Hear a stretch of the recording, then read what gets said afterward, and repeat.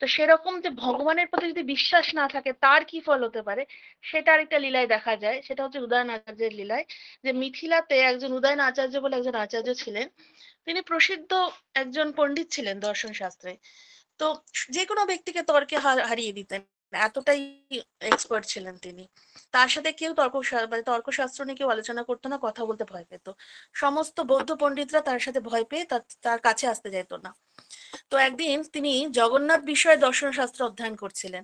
তো অধ্যয়ন করার পরে তিনি ভাবলেন, তার মধ্যে অভিলাষ হলো যে তিনি ভাবলেন যে স্কন্দ পুরাণে এরকম একটা শ্লোক আছে যে যে দারু ব্রহ্মের জগন্নাথকে দর্শন করবে সে তৎক্ষণাৎ মুক্তি লাভ করবে। তো এরকম স্কন্দ পুরাণে পুরুষোত্তম মাহাত্ম্যে এরকম একটা শ্লোক আছে।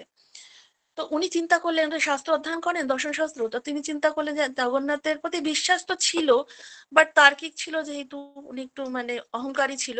তো সেই উক্তিটা ঠিক মেনে নিতে পারছিলেন না, বিশ্বাস করছিলেন না যে এটা কি পুঙ্খানুপুঙ্খানুভাবে সত্যি যে ওনাকে দর্শন করলেই আমি মুক্তি লাভ করব।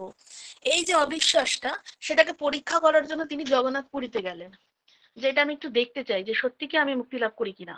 তো পুরীতে যিনি গেছেন, ওই দিন গেলেন তিনি, তো তার সেদিন উনি রাত্রে পৌঁছেছেন। তো সেদিন আর জগন্নাথের দর্শন হয়নি, বিশ্রাম করলেন। পরের দিন সকালবেলা ভোরবেলা প্রভাতে গিয়ে তিনি জগন্নাথকে দর্শন করতে গেছেন। তো এবার উনি চিন্তা করছেন যে শ্লোকের অর্থ অনুযায়ী তো তিনি মুক্তি লাভ করবেন কিনা, মুক্তি লাভ করবেন যেহেতু উনি দারু ব্রহ্মের দর্শনে গেছেন। তো খুব সকাল পূজারী যখন দরজা খুলতে এলেন, তখন দেখছে দ্বার খুলছে না, কিছুতেই দরজা খুলছে না।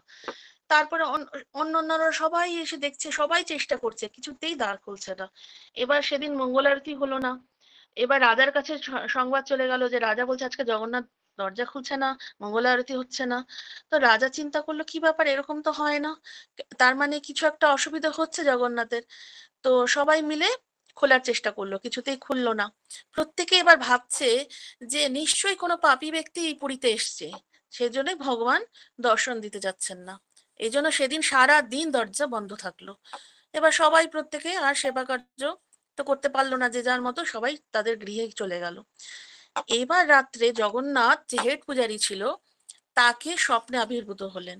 তাকে বলছেন যে যতক্ষণ এই অবিশ্বাসী উদয়ন আচার্য পুরীতে থাকবে ততক্ষণ তার দ্বার খুলবে না, এরকম বলছেন। তো আমি কেবল তাদের কাছেই লভ্য যারা আমার প্রতি বিশ্বাস আছে, জগন্নাথ বলছেন পূজারীকে। বিশ্বাসহীন মানুষ আমার কাছে কখনোই পৌঁছতে পারে না। পরদিন সকালে তো সকালবেলা উদয়ন আচার্য কি করছেন, শালিগ্রাম শিলার পুজো করছিলেন। তো সেই সময় জগন্নাথের মন্দিরের যে প্রধান অধ্যক্ষ যা আছে মানে হেড পূজারী, সে সাথে সাথে উদয়ন আচার্যের কাছে এলেন। যখন নামটা শুনেছেন তার খবর নিয়ে তার কাছে দেখা করতে এসেছেন। এসে হেড পূজারী বলছেন, আচ্ছা আপনি কি মিথিলা থেকে এসছেন আগত উদয়ন আচার্য? তো উনি বললেন হ্যাঁ, কেন? তখন পূজারী তাকে বলছেন যে আপনার বিশ্বাস নেই যে জগন্নাথকে কেবল দর্শন করলে মুক্তি লাভ হবে?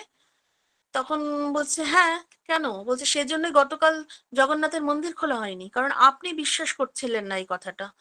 যতক্ষণ আপনি পুরীতে থাকবেন মন্দিরের দ্বারই খুলবে না। তো উদয়ন আচার্য এই কথা শুনে বিস্মিত হয়ে গেলেন।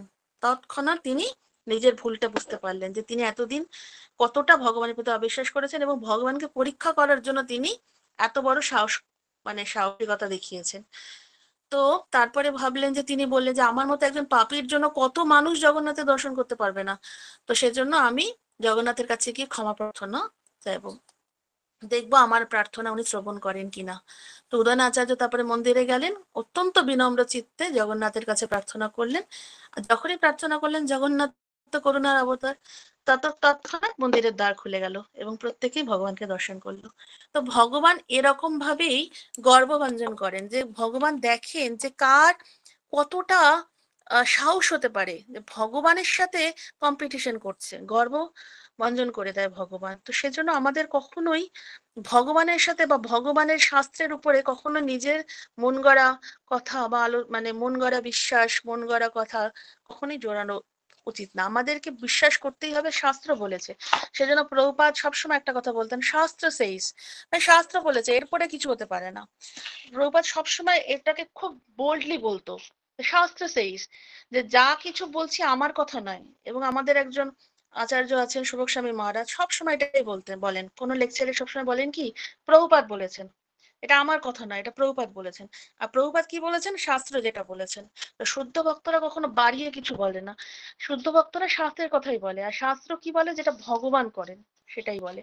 তো সেই জন্য ভগবান এত মহিমা, যে ভগবানের উপরে কারো কখনো কম্পিটিশন করা উচিত না, বা ভগবানের লীলাকে কখনো সন্দেহ প্রকাশ করা উচিত না, বা ভগবানের আহ শুদ্ধ ভক্তের উপরে কখনো সন্দেহ করা উচিত না। ভগবান যেটা করছেন মানে সেটা সত্যিই হচ্ছে, এবং সত্যি তা তিনি করার মতো যোগ্যতা রাখেন, এবং শুদ্ধ ভক্তরাও সেই যোগ্যতা ভগবানের কাছ থেকে পেয়ে থাকেন, যে তিনি এই রকম লীলায় মানে ভগবানের সাথে লীলা বিলাসের সহায়তা করেন। এই জন্যই শুদ্ধ ভক্তরাই পারেন সেটা, ভগবানের লীলার সাথে সহযোগিতা করতে। সবার সাথে ভগবান সেরকম লীলা করেন না, শুদ্ধ ভক্তদের সাথেই করেন। এটা হচ্ছে জগন্নাথের মহিমা।